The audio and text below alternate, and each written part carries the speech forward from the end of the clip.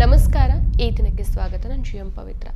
ಧರ್ಮಸ್ಥಳ ದೌರ್ಜನ್ಯ ವಿರೋಧಿ ವೇದಿಕೆಯ ದಲಿತ, ಎಡ, ವಿದ್ಯಾರ್ಥಿ, ಯುವಜನ, ಮಹಿಳಾ ಮತ್ತು ಮಾನವ ಹಕ್ಕು ಸಂಘಟನೆಗಳು ಸೇರಿ ಧರ್ಮಸ್ಥಳ SIT ವಿಚಾರಣೆಗೆ ಸಂಬಂಧಿಸಿ ಸರ್ಕಾರ ಜನಪರ ಕಾಳಜಿನ ವಹಿಸಬೇಕು ಅನ್ನೋ ಆಗ್ರಹ ಮತ್ತು ಬೇಡಿಕೆ ಪತ್ರವನ್ನು ಮುಖ್ಯಮಂತ್ರಿಗಳಿಗೆ ಬರೆದು ಮನವಿಯನ್ನು ಮಾಡಿಕೊಂಡಿದ್ದಾರೆ.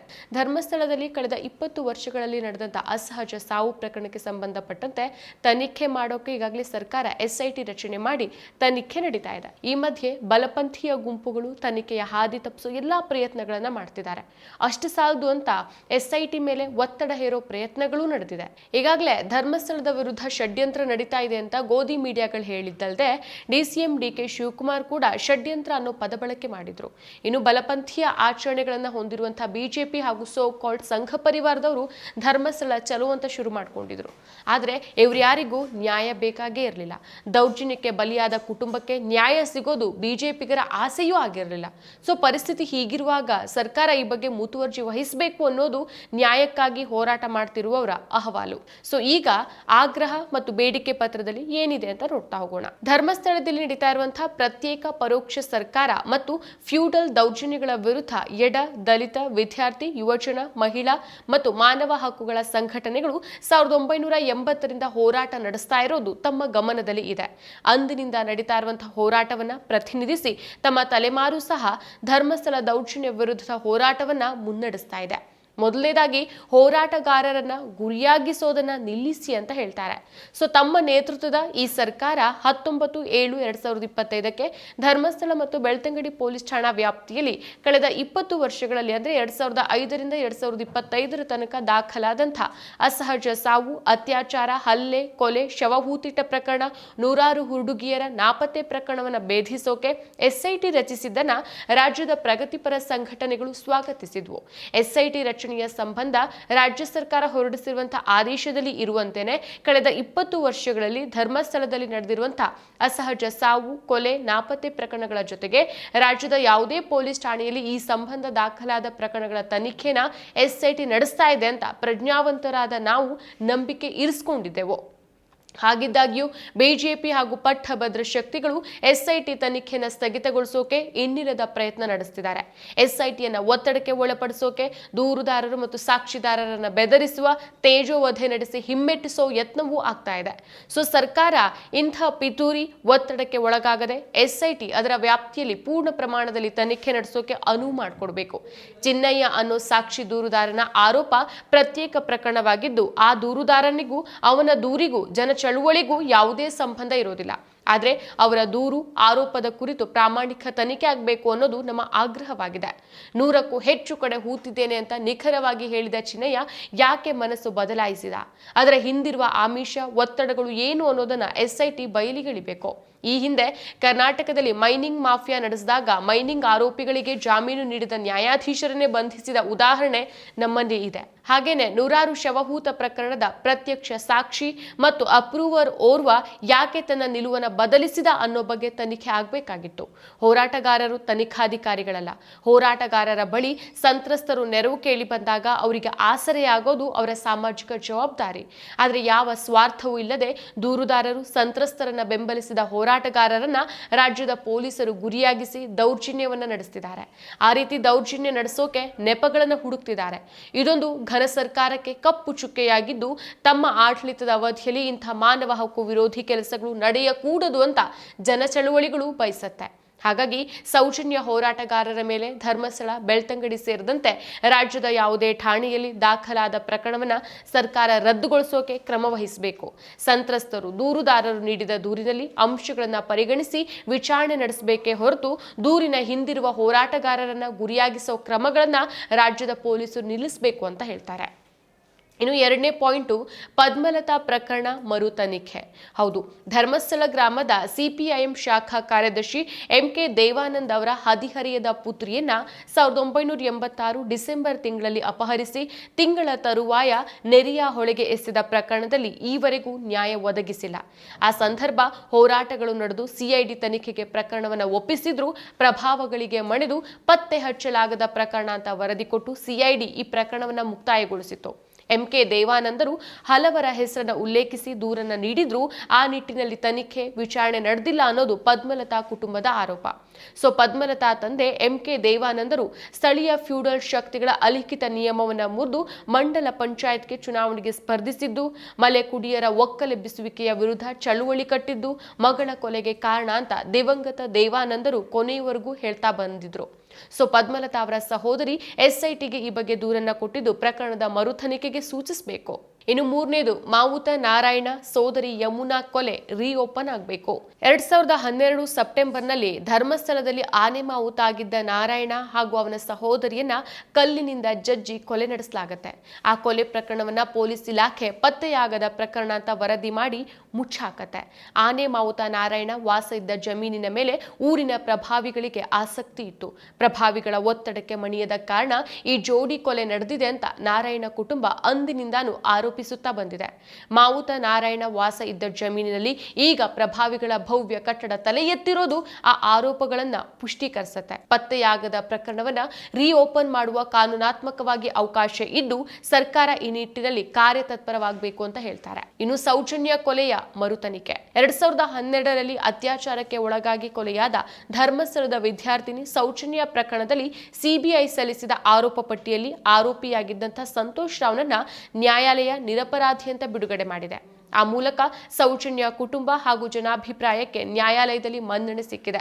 ಅಂದಿನಿಂದ ಸೌಜನ್ಯ ಕುಟುಂಬ ಹಾಗೂ ಜನ ಚಳುವಳಿಗಳು, ನಾಗರಿಕ ಸಮಾಜ ಸೌಜನ್ಯ ಪ್ರಕರಣದ ಮರು ತನಿಖೆಗೆ ಬಲವಾದ ಆಗ್ರಹ ಮಾಡ್ತಾನೆ ಬಂದಿದೆ. ಇನ್ನು 5ನೇದು, ದಲಿತ ಕಾರ್ಮಿಕರ ಮನೆ ಹಕ್ಕು ಮತ್ತು ಸಂಬಳ. ಹೌದು, ಧರ್ಮಸ್ಥಳದಲ್ಲಿ ನೂರಾರು ದಲಿತರು ಸ್ವಚ್ಛತಾ ಕಾರ್ಮಿಕರಾಗಿ ತಲೆತಲಾಂತರಗಳಿಂದ ದುಡಿತಾ ಇದ್ದಾರೆ.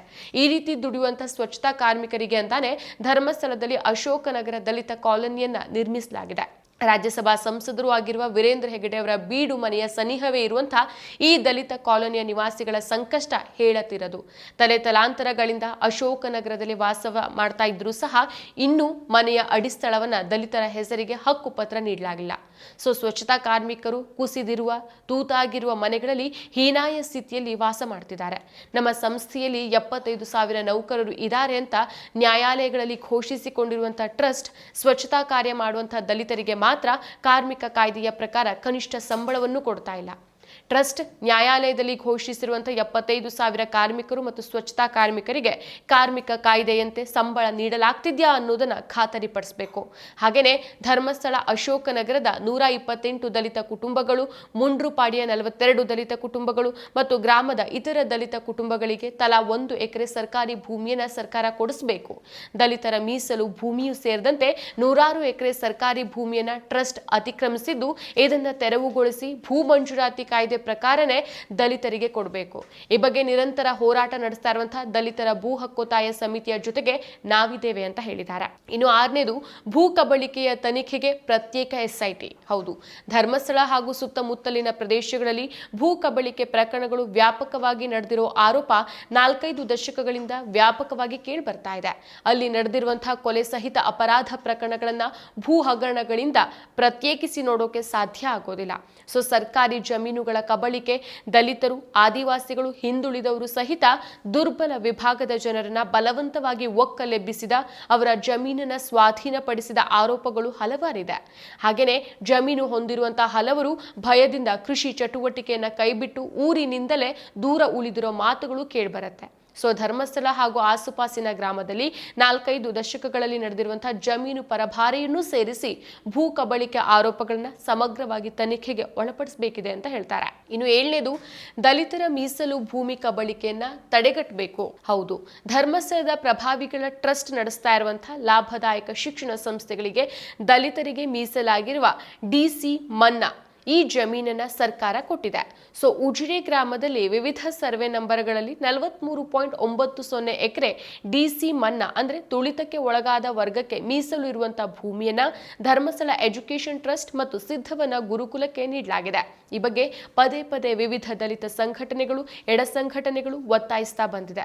ಆ ಭೂಮಿಯನ್ನ ತಕ್ಷಣ ದಲಿತ ಸಮುದಾಯಕ್ಕೆ ನೀಡಬೇಕು. ಒಂದ್ ವೇಳೆ ಅದೇ ಭೂಮಿಯನ್ನ ನೀಡೋಕೆ ಅಸಾಧ್ಯ ಆದ್ರೆ ಬದಲಿ ಯೋಗ್ಯ ಭೂಮಿಯನ್ನ ಸರ್ಕಾರ ಸಂಸ್ಥೆಯಿಂದ ಸಂಸ್ಥೆಯಿಂದ ವಶಕ್ಕೆ ಪಡೆದು ದಲಿತ ಸಮುದಾಯಕ್ಕೆ ಹಂಚುವ ವ್ಯವಸ್ಥೆ ಮಾಡಬೇಕು. ಉಜಿರೆಯ ಮುಖ್ಯ ರಸ್ತೆಯಲ್ಲಿರುವಂತಹ ವಿವಿಧ ಸರ್ವೆ ನಂಬರ್ಗಳಲ್ಲಿ 42.05 ಎಕರೆ ಸರ್ಕಾರಿ ಭೂಮಿಯನ್ನ ಶ್ರೀ ಧರ್ಮಸ್ಥಳ ಎಜುಕೇಷನ್ ಟ್ರಸ್ಟ್ಗೆ 2000ನೇ ವರ್ಷದಿಂದ 2020ರವರೆಗೆ ಲೀಸ್ಗೆ ಎಕರೆ ಒಂದರ ವಾರ್ಷಿಕ ರೂಪಾಯಿ 420 ರೂಪಾಯಿಯಂತೆ ಲೀಸ್ಗೆ ಕೊಡಲಾಗಿದೆ. ಎಕರೆಗೆ 25 ಲಕ್ಷ ನೀಡಿದ್ರೂ ಜಮೀನು ಸಿಗದ ಮುಖ್ಯ ರಸ್ತೆಯ ಬದಿಯ ಭೂಮಿಯನ್ನ ಪುಕ್ಕಟ್ಟೆ ದರಕ್ಕೆ ನೀಡಲಾಗಿದ್ದು, ಅವಧಿ ಪೂರ್ವ ಈ ಒಪ್ಪಂದವನ್ನ ರದ್ದುಗೊಳಿಸಿ ಅರ್ಹ ಭೂರಹಿತರಿಗೆ ಭೂಮಿಯನ್ನ ಹಂಚಬೇಕು ಅಂತ ಹೇಳ್ತಾರೆ. ಇನ್ನು 8ನೇದು ಮೈಕ್ರೋ ಫೈನಾನ್ಸ್ ಹಗರಣಗಳ ತನಿಖೆ ಆಗಬೇಕು.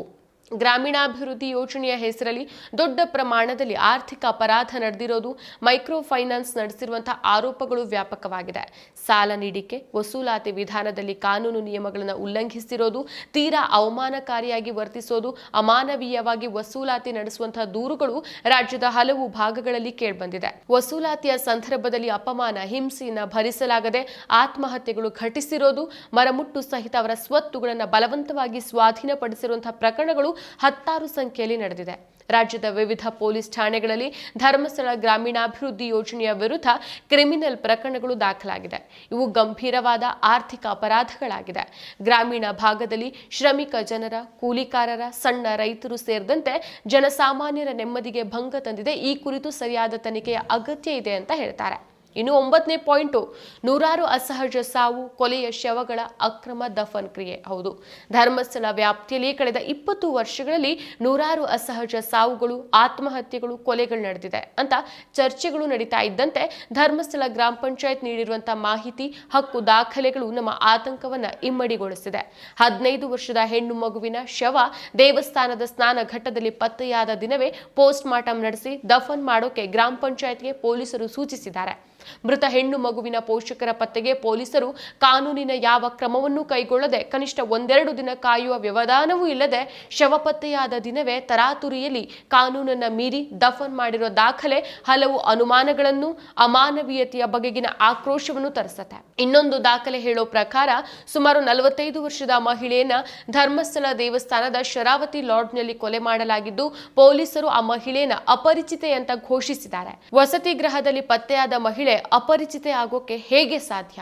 ಅಷ್ಟೇ ಅಲ್ಲ, ಪತ್ತೆಯಾದ ಬಹುತೇಕ ಎಲ್ಲಾ ಶವಗಳನ್ನು ಹೂಳೋಕೆ ಸೂಚಿಸಿರುವಂತಹ ಪೊಲೀಸರು ಹೂಳಲೇಬೇಕಾದ ಕೊಲೆಯಾದ ಮಹಿಳೆ ಶವವನ್ನ ದಹನ ಮಾಡೋಕೆ ಸೂಚಿಸ್ತಾರೆ. ಗ್ರಾಮ ಪಂಚಾಯತ್ನವರು ಸಹಜವೆಂಬಂತೆ ಹೂತು ಹಾಕಬಹುದು ಅನ್ನೋ ಕಾರಣಕ್ಕಾಗಿ ಪೊಲೀಸರು ದಫನ್ ಅಂತ ಬರೆದು ಆವರಣದಲ್ಲಿ ಸ್ಪಷ್ಟವಾಗಿ ದಹನ್ ಅಂತ ಬರೆಯೋ ಮೂಲಕ ಶವದ ಸಾಕ್ಷ್ಯ ನಾಶ ಮಾಡಿದ್ದಾರೆ. ಇದು ಹಲವು ಅನುಮಾನಗಳಿಗೆ ಕಾರಣ ಆಗಿದೆ. ಇಂತಹ ಹಲವು ದಾಖಲೆಗಳು RTI ಮೂಲಕ ಅಧಿಕೃತವಾಗಿ ಲಭ್ಯವಾಗಿದ್ದು, SIT ರಚನೆಯ ಸಂಬಂಧ ಹೊರಡಿಸಲಾದ ಆದೇಶದಲ್ಲಿರುವಂತಹ ನಿಯಮದಂತೆ ಇವೆಲ್ಲವೂ ತನಿಖೆಯಾಗಬೇಕು. ಸರ್ಕಾರ ಯಾವುದೇ ಪ್ರಭಾವಿಗಳ ಒತ್ತಡಕ್ಕೆ ಮಣಿಬಾರದು. ವಿರೋಧ ಪಕ್ಷವಾಗಿರುವಂತಹ BJP ಬಹಿರಂಗವಾಗಿ SIT ತನಿಖೆ ಮತ್ತು ಸಾಕ್ಷಿ ದೂರುದಾರರಿಗೆ ಬೆದರಿಕೆ ಒಡ್ಡುತ್ತಿದ್ದು, ಅದನ್ನು ನಿಲ್ಲಿಸೋಕೆ ಸೂಕ್ತ ಕಾನೂನು ಕ್ರಮ ತೆಗೆದುಕೊಳ್ಬೇಕು. ಸಂತ್ರಸ್ತರ ಪರವಾಗಿ ಕೆಲಸ ಮಾಡೋದು ಸರ್ಕಾರದ ಸಾಂವಿಧಾನಿಕ ಕರ್ತವ್ಯವಾಗಿದೆ. ಸರ್ಕಾರ ಮಾಡಬೇಕಿರೋ ಕೆಲಸವನ್ನ ಜನಪರ ಹೋರಾಟಗಾರರು ಮಾಡ್ತಿದ್ದಾರೆ. ಆದರೆ ಸರ್ಕಾರದ ಕೆಲ ಪ್ರಭಾವಿಗಳು ಮತ್ತು ಪೊಲೀಸರು ಹೋರಾಟಗಾರರ ವಿರುದ್ಧ ಪ್ರಕರಣ ದಾಖಲಿಸುವ, ಬೆದರಿಕೆ ಒಡ್ಡುವ ಮೂಲಕ ದೂರುದಾರರ, ಸಂತ್ರಸ್ತರ ಧ್ವನಿ ಅಡಗಿಸೋಕೆ ಪ್ರಯತ್ನಿಸುತ್ತಿದ್ದಾರೆ. ಇವೆಲ್ಲವನ್ನ ನಿಯಂತ್ರಿಸಿ SIT ತನಿಖೆ ಪ್ರಾಮಾಣಿಕ, ಪಾರದರ್ಶಕವಾಗಿ ನಡೆಯುವಂತೆ ಕ್ರಮ ವಹಿಸಬೇಕು. ಹೀಗಾಗಿ ಕಳೆದ 20 ವರ್ಷಗಳ ಅತ್ಯಾಚಾರ, ಅಸಹಜ ಸಾವು, ಕೊಲೆ ಪ್ರಕರಣಗಳನ್ನು SIT ರಚನೆಯ ಸಂಬಂಧ ಹೊರಡಿಸಲಾದ ಆದೇಶದಲ್ಲಿ ಇರುವಂತೆ ಪರಿಪೂರ್ಣವಾದ ತನಿಖೆಗೆ ಒಳಪಡಿಸಬೇಕು. ಪದ್ಮಲತಾ, ವೇದವಲ್ಲಿ, ಮಾವುತ, ನಾರಾಯಣ, ಯಮುನಾ, ಸೌಜನ್ಯ ಕೊಲೆ ಪ್ರಕರಣಗಳು, ಭೂ ಕಬಳಿಕೆ, ಮೈಕ್ರೋ ಫೈನಾನ್ಸ್ ದೌರ್ಜನ್ಯಗಳು, ದಲಿತರ ಮೀಸಲು ಭೂಮಿ ಕಬಳಿಕೆ, ಆರ್ಥಿಕ ಅಪರಾಧದ ಆರೋಪದ ಪ್ರಕರಣಗಳನ್ನು ಈಗ ರಚಿಸಲಾಗಿರುವಂತಹ SITಗೆ ವಹಿಸೋಕೆ ಸಮಸ್ಯೆಗಳು ಇದ್ದಲ್ಲಿ ಪ್ರತ್ಯೇಕವಾದ ವಿಶೇಷ ತನಿಖಾ ತಂಡವನ್ನು ರಚಿಸಿ ತನಿಖೆಗೆ ಒಳಪಡಿಸಬೇಕು ಅಂತ ನಾವು ಆಗ್ರಹಿಸ್ತೇವೆ ಅಂತ ತಮ್ಮ ಪತ್ರದಲ್ಲಿ ಇವರು ತಿಳಿಸಿದ್ದಾರೆ. ಮತ್ತಷ್ಟು ವಿಶೇಷ ವಿಡಿಯೋಗಳನ್ನು ನೋಡಲು ಮತ್ತು ಹೊಸ ವಿಡಿಯೋಗಳ ಬಗ್ಗೆ ತಿಳಿಯಲು ಈ ದಿನ .com ಯೂಟ್ಯೂಬ್ ಚಾನೆಲ್ ಸಬ್ಸ್ಕ್ರೈಬ್ ಮಾಡಿ ಮತ್ತು ಬೆಲ್ ಐಕಾನ್ ಕ್ಲಿಕ್ ಮಾಡಿ.